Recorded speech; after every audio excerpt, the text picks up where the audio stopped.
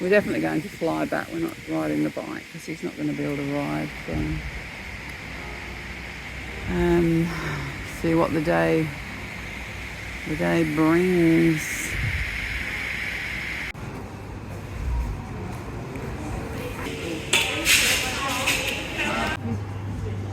We're in orthopedics. Going to have his foot x-rayed. John's just seen the orthopedic surgeon for a consult. We waited about 20 minutes and he has now sent him off to have an x-ray, which is in there right now, having that done on his foot, on his ankle. So fingers crossed it's not broken, and he'll just be treated with whatever he needs. He seems to think it was dislocated and it's popped back in. So fingers crossed all will be well, and I will be reporting from this hospital blog on the progress of John and what's going to happen. Will we ride the Harley on, or will it be shipped back in a van? We've got to work that one out yet. Our worst fears became real when the x-rays came back and showed I had a broken fibula. It was really upsetting to find that out, as we knew our trip was over and we had to start planning for our return home. I then had my leg put in a temporary splint to enable me to fly back to Chiang Mai, and I was then taken to physiotherapy, where I was given some crutches and shown how to use them. Okay. He's away. Slowly, Captain. You have to be careful. Yeah. Just go slow. Alright.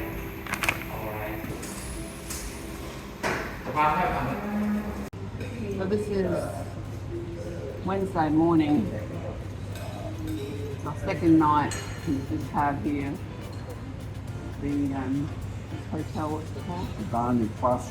Barney Plus. And we're having our breakfast here in the restaurant after the grueling day yesterday. John had to go to the hospital and have his foot put in a splint. He had an x-ray. His ankle is broken. He needs surgery. And they dressed his blisters. They splintered his leg, gave him crutches. He got antibiotics, he got painkillers like tramadol and anti-inflammatory meds. Yeah, they gave me antibiotics because the burns, because I'm not getting it plated straight away like that day, and I'm going to get it done in the next few days when I get back to Chiang Mai. The burns were located over the top of the ankle where the break is, so the burns were from the exhaust. And when the bike came down on my ankle, so they treated the burns, gave me the antibiotics so there's no infection can get through to the broken bone. Otherwise, if that happens, of course I'll be in serious trouble. So we're sort of like in the middle of getting things sorted out with Harley roadside assist here in Thailand, which I've got on the bike, and we also have first class insurance on the bike, which covers a small amount of medical costs, etc. So we're going to have some out-of-pocket expenses naturally to get my ankle right, which is going to take 6 weeks. So it's just another thing. I'll be, our next reports will probably be coming along with me post-surgery and Next vlog, we'll have to cut it up into shorter. and going somewhere in our car together to see something. Okay, we'll leave it at that, and we will talk to you guys again soon. Please don't forget to subscribe. It really helps the channel grow. Click that little subscribe button.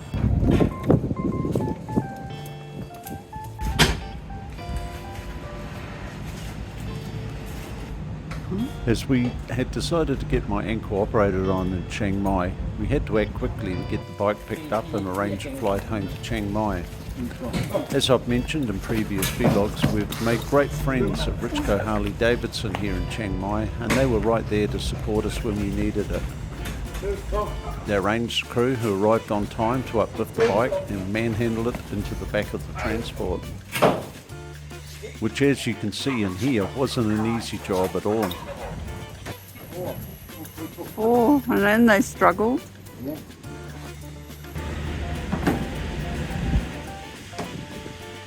Our next task was to check out of the hotel and get ourselves on our way to Hua Hin airport. Doing the grab. We're You grab the grab. heading home to Chiang Mai, to our new adopted home. Well, it's raining here, so we don't really want to stay anymore. Here we are at the airport. It is so tiny. Tell us, John, what is it? This airport, Hua Hin Airport, has two direct flights 3 times a week to Chiang Mai. Air Asia comes through here, and I think Chiang Mai is the only destination you can fly from here at the moment. Direct, yeah. All other flights go from here to Bangkok, and then you go from there.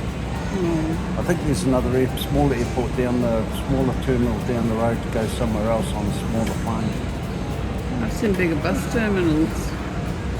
Yeah, a lot of airports apparently in Thailand are very similar. Small. Yeah, a lot of people travel by bus here. Do they? Yeah, Not by plane. no. Yeah, I can understand. And train, maybe. Yeah. I think it's the expense of flying to people in Thailand is very expensive. Even though it's cheap. It's chips to us. Yeah, well, an hour and a half flight up to Chiang Mai costs us $100 each, so pretty good. We're flying from basically one end of Thailand to the other. Yeah, and that's like booking with only a day's notice. Yeah, for $100 each. Yeah, like in Australia, if you're booking with only a day's notice, we were booking when we left to come here to Thailand in the first place. We just happened to strike one of the big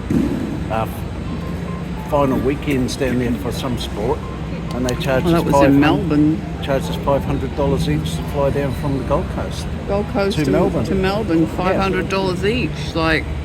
And the distance is a lot less than what we're flying today for $100 each, isn't it? No, it's further. It's a lot further. Yeah, it's a 3-hour flight, but still, most commonly, it's maybe $100, $190 you can get them, and you can get all sorts of different flights, Jetstar, Virgin. They were all booked. Yeah, it was unfortunate. And then when we were at the airport, we got charged top dollar for all food and drink and everything. It was grand final weekend for the Aussie rules. No, I don't think they do that here. I don't think they charge you extra money for everything just because it's Buddha's holiday or something. No, I mean, maybe Songkran weekend they may charge more on flights. I don't know. Oh, well, we'll be home before that happens. So. Probably New Year, Chinese New Year they do, I know. Yeah. Things like that. Anyway, we'll be on the plane very soon.